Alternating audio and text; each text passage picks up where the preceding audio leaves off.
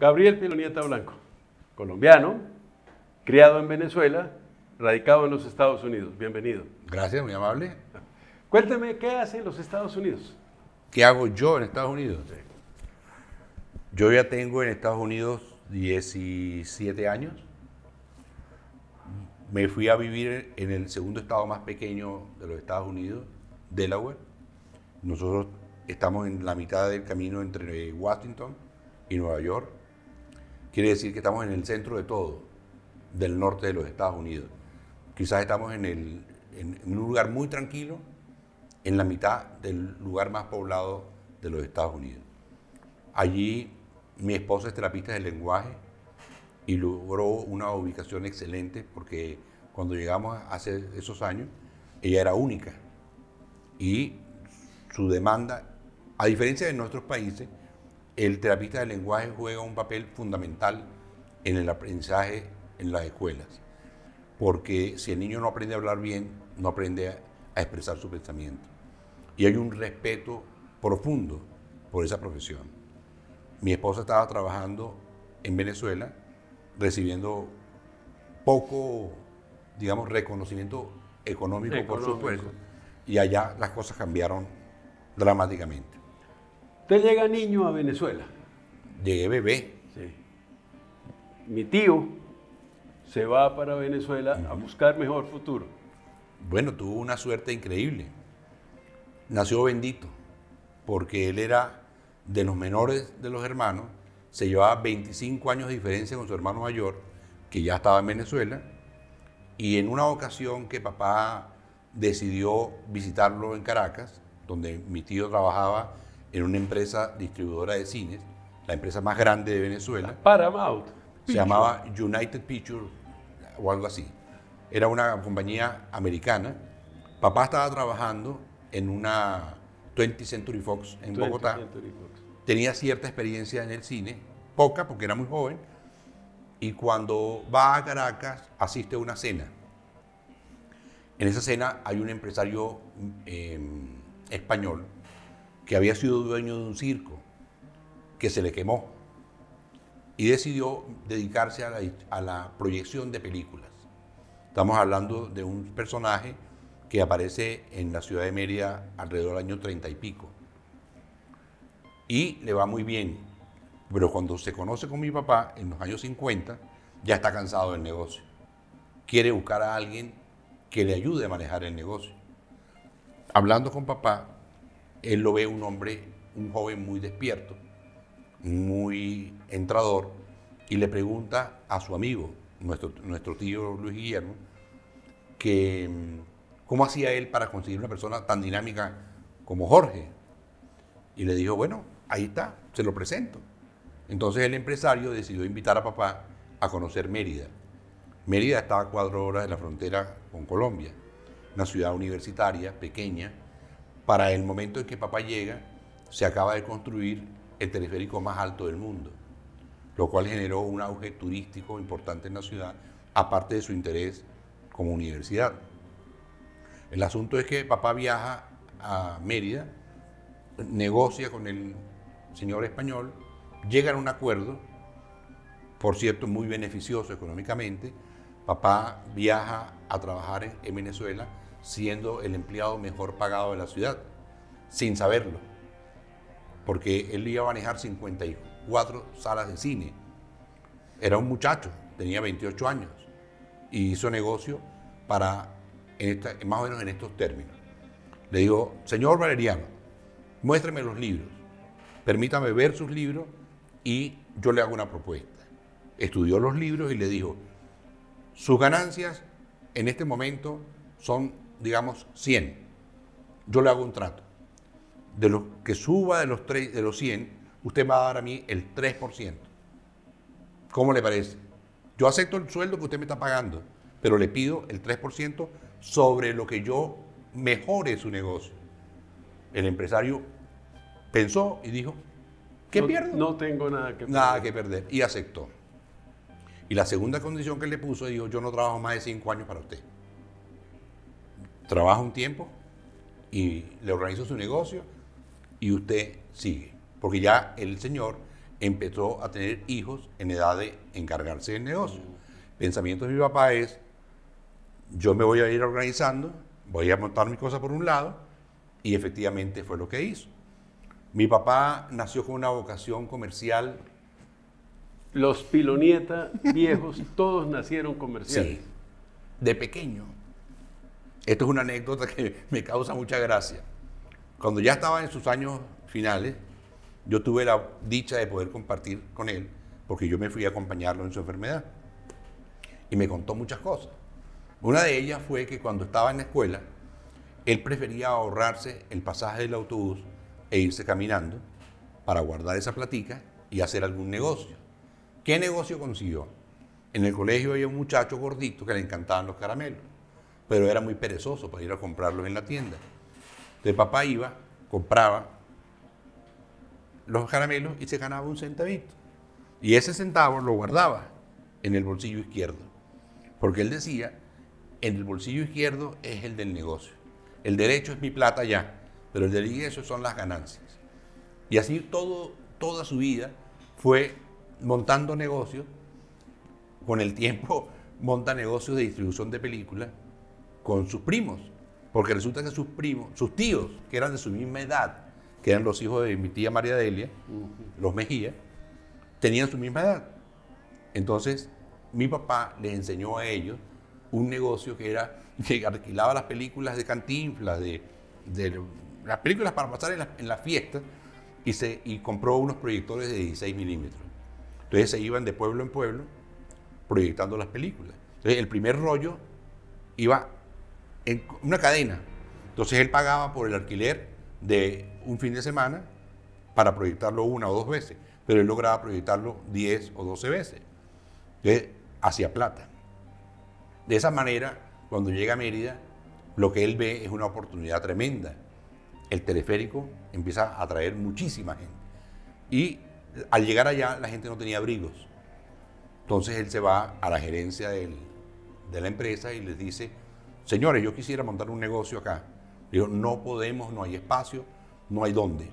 Y él ve un pasillo que era lateral a los baños, que estaba como ahí, sin hacer nada.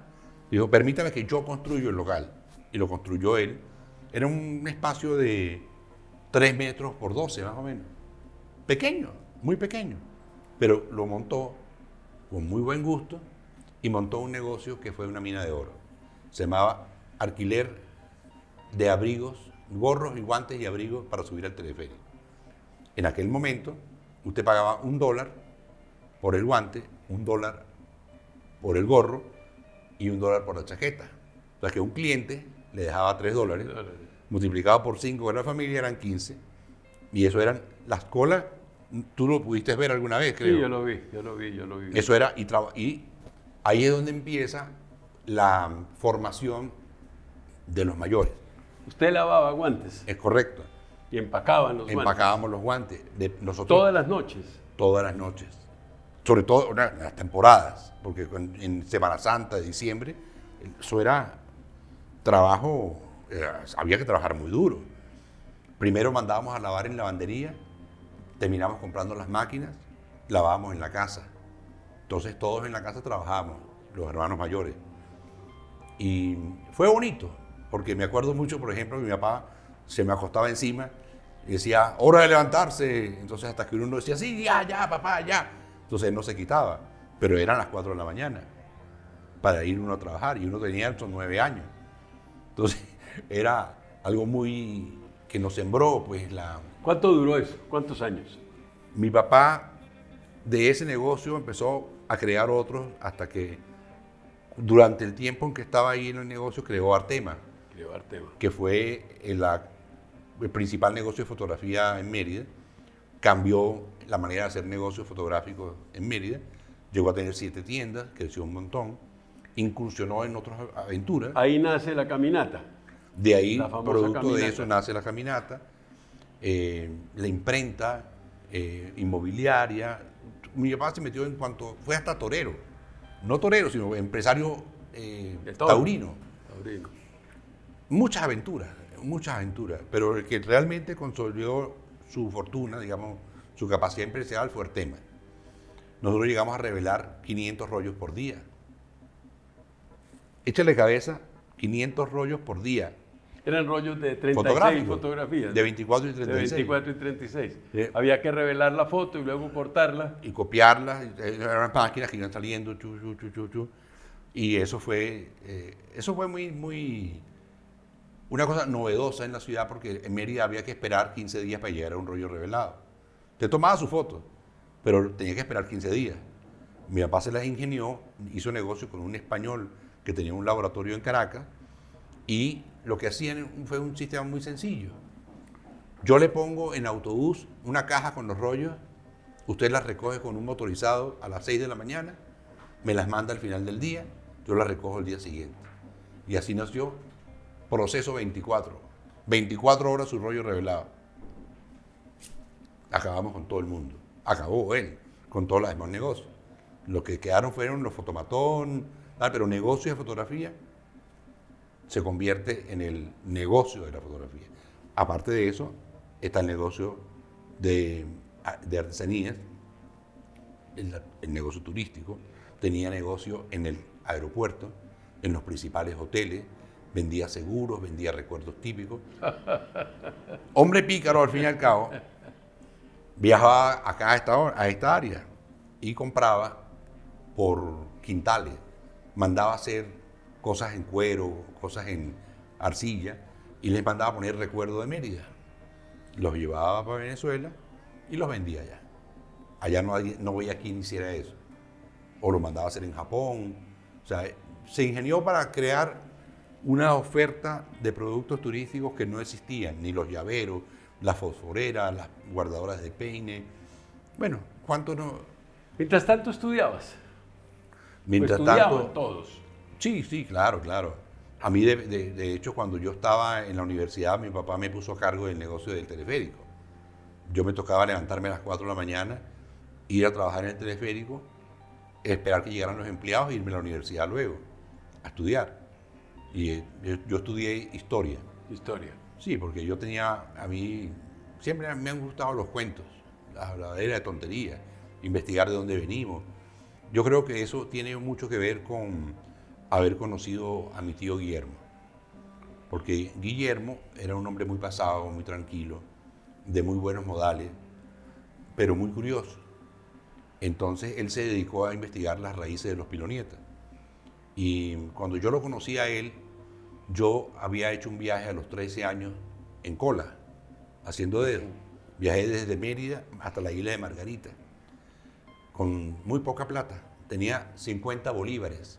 50 bolívares era a $3. 3 bolívares por dólar eran $15, $16. Pero en esa época la plata rendía mucho.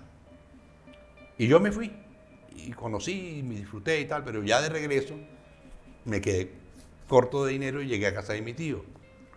Y mi tío me dijo, venga, yo quiero mostrarle a usted algo.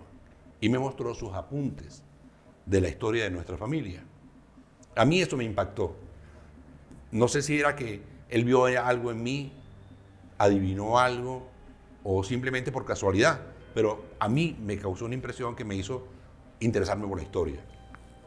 Yo estuve en un seminario antes, y entonces me enseñaron griego, latín, francés, inglés, y el afán por estudiar. Desde muy joven tuve el afán de aprender, de querer saber, de querer leer, de querer informarme. Y cuando lo conozco a él, ya ahora quiero saber de dónde vengo, porque teníamos la dificultad de que como éramos colombianos viviendo en Venezuela, veíamos a nuestra familia cada 2 o 3 años, cuando nos veíamos. Yo venía a tu casa de niño. Hay fotos de los 6 años viniendo a Bucaramanga, todos los hermanos, a estar en tu casa. Pero no nos conocimos realmente. Entonces, mi familia, nos conocimos a través de mantener esos lazos. De vez en cuando nos veíamos porque alguien viajaba a Venezuela o porque uno venía.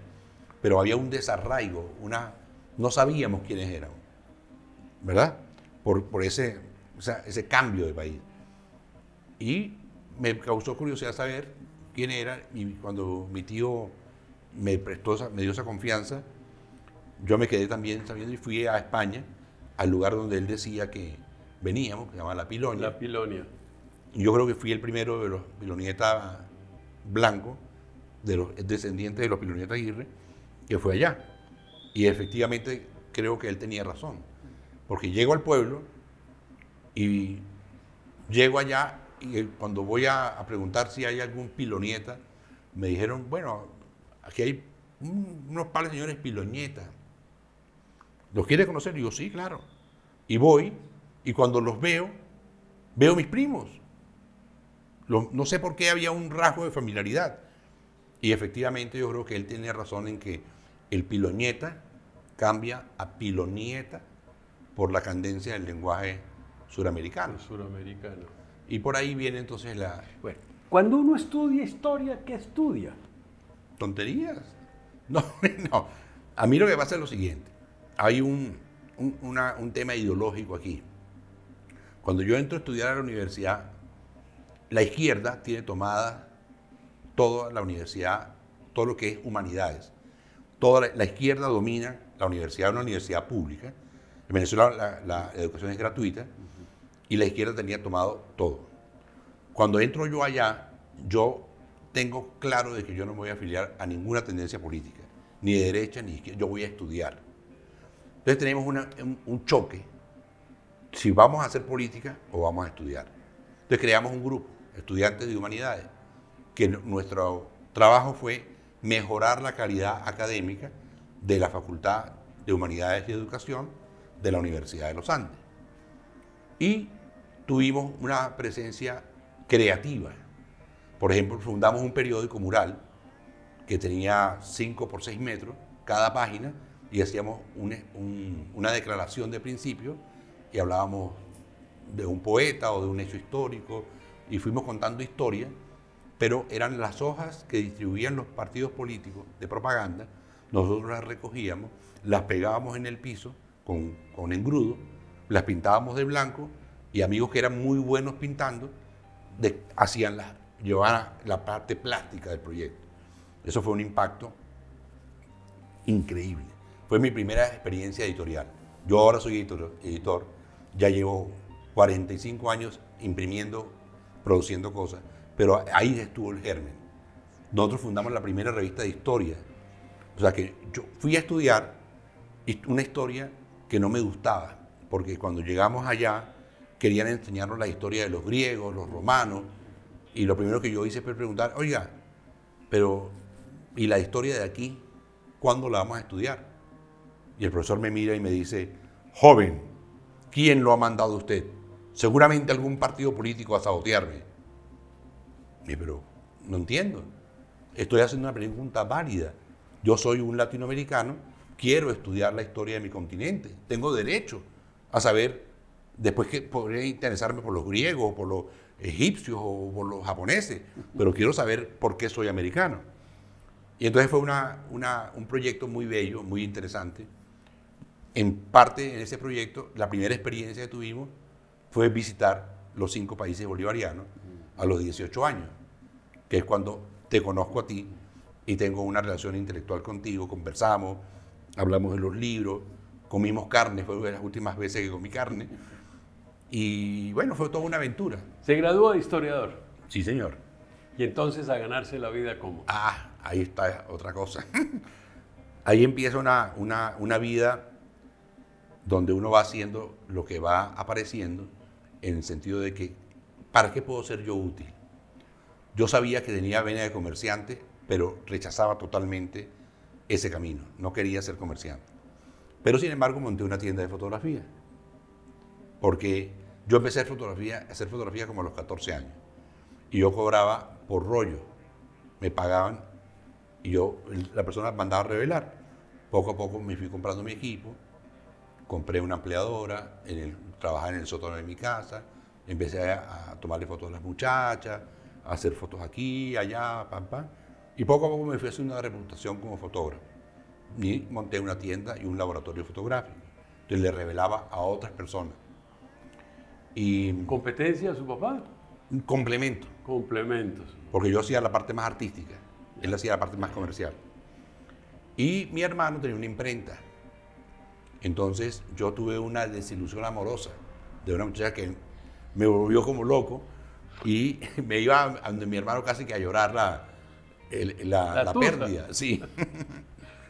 Y mi hermano un día me dijo, oiga, Gabriel, ¿por qué usted no agarra y compra una máquina de fotomecánica? Tú sabes que la imprenta anteriormente funcionaba muy diferente a la imprenta de ahora. O sea, la imprenta ahora es digital. Nosotros trabajamos con planchas de aluminio. Mi trabajo era fotografiar. ¿Linotipo? No. A ver, en la imprenta trabajábamos, si era tipografía, se usaba el linotipo. El linotipo. Pero cuando era offset, se trabajaba con planchas metálicas. Sí, correcto. Los textos se levantaban por fotocomposición, el artista, el diseñador, el montador, lo que quieran llamar, armaba la página y dejaba el diagrama de la foto. Entonces la foto había que fotografiarla con trama y la otra se fotografiaba como línea. Y después se unían las dos y se quemaba la plancha. ¿Ok? Bueno. Sí, sigamos. Yo no tenía ni nada más mínima de historia de conocimiento de eso, pero me fui a Caracas y aprendí en la Kodak. Y aprendí y monté mi negocio de fotomecánica. Y empecé a trabajar con eso. Y me fue bien. Tuve mi negocio, me contrataron como fotógrafo en una revista de la universidad, tenía mi tienda.